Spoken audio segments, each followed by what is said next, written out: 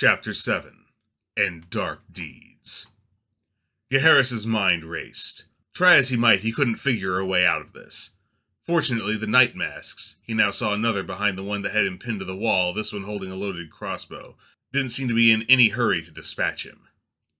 Now, let's see. What'd you do to Lashin and Travers?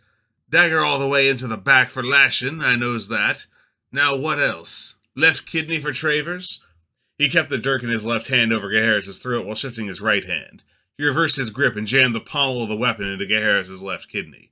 The boy grunted in pain. And then his neck. Nasty way to go, don't you think? Sitting there on the ground, pinned to the floor with a bit of cold steel. Can't talk nor scream because it seals through your windpipe. Yeah, nasty. Gaheris squirmed, having more room to do so now that there wasn't a blade on one side of his neck. Marcus noticed, and the other dirk was back crossing the other over the boy's throat at once. Oh, don't think you're gonna get away. Nobody but nobody does that to the masks and lives. But it won't be quick. Oh no, you're gonna be an example. So, Jenkin, where do you think I should start? He chuckled menacingly.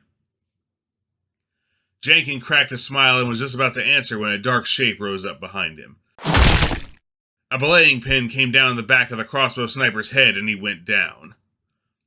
Marcus turned to face the new threat, one of his dirks drawing a shallow cut across the bottom of Gaheris' chin as he turned.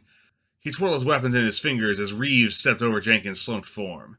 This ain't no business of yours, sailor, Marcus said. Turn around and get out now, and I may let you walk away. Reeves dropped the belaying pin. That's better, Marcus said. Now, and uttered an incantation in Celestial. A glowing cutlass appeared in midair next to Marcus and immediately took a swing at him. What in the hells? Reeves' own cutlass came out as he advanced. The captain of the waves don't take kindly to your kind roughing up his crews, Reeves coldly informed the enforcer. The magical weapon did not stop attacking as he spoke, leaving Marcus trying to defend himself from it and pay attention to Reeves at the same time. Crew?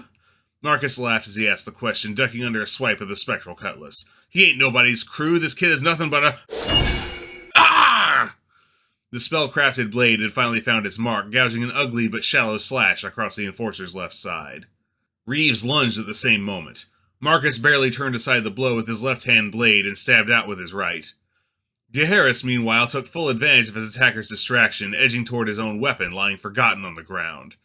He reached the long knife and seized it, whirling to face Marcus and Reeves just as the enforcer ducked the wrong way while trying to avoid the spiritual weapon and wound up under the sailor's physical cutlass. Marcus howled in agony as the weapon bit solidly into his left shoulder, striking nearly to the bone. Gaheris' eyes caught sight of three new sources of movement in that moment. First, Marcus dropped the weapon in his left hand, sending it clattering to the ground. Then Gaheris noticed Jenkins starting to stir on the ground and took a step toward the other night mask. Before he took a second stride, he saw it, a shadow rising up out of the dark behind Reeves as the sailor menaced Marcus. Behind you! Reeves spun, swinging his cutlass ahead of him, but too late. The shape's dagger stabbed into his left shoulder. The sudden movement had thrown off the new assailant's aim by just enough. The weapon struck shallow over the shoulder blade instead of lancing into the chest cavity. Reeves' cutlass slashed straight across the newcomer's belly as he realized the danger too slowly to leap back. A solid crunch and scrape made clear that the stranger was wearing armor. Sure enough, the blow cut a hole in his tunic, revealing the glint of chain mesh in the sparse light coming from the alley mouth. The third night mask leapt back and then literally ran halfway up the wall of the warehouse on one side of the alley, before pulling a small crossbow from his cloak and firing at Gaheris. The shot missed as the boy ducked. Reeves muttered some words that Gaheris couldn't make out and touched the wound on his shoulder. The flesh started to knit together. The assassin raised his crossbow again, but as he did so, Reeves picked up the dropped belaying pin and threw it, striking the crossbow and triggering it wildly. The bolt buried itself in the ground, 20 feet from Gaheris, as the newcomer snarled and then abruptly vanished from sight, still clinging to the wall. He's not gone. Move, Reeves instructed. Gaheris didn't need to be told. He was already running full tilt toward the end of the alleyway. Reeves followed right behind. The figure reappeared and dropped lightly to the ground. He tossed a small bottle to Marcus, forcing him to let go of his slashed left arm to catch it. The assassin laughed softly at the enforcer's hiss of pain. Drink up, he told Marcus as he moved over to Jenkin, who was by now propped up on his elbows and holding his head. Marcus did as he was told, downing the potion in one gulp. His wounds began to bind together, a faint blue light shining from the gash in his shoulder for a moment before fading, leaving the wound partly healed and scabbed over. As for you, their companion continued, yanking Jenkin to his feet, what in all the hells made you think you needed to cover the kid when he was already against the wall with 2 blades at his throat? He wasn't going anywhere. You let that sailor march right up behind you and hit you in the head. He wasn't even that quiet. Jenkin grunted something out, wishing someone else would be quieter. Marcus cut in. Yeah, that's nice and all, but shouldn't we get after him? The assassin chuckled. Oh, I don't think they'll get very far. Gaheris and Reeves had only been running for a block or so when the sailor started to slow down. A block after that, he could only manage a rapid limp and was clutching his sides. What's wrong? The urgency was evident in Gaheris' voice. Not sure, Reeves gasped. Think he poisoned his knife.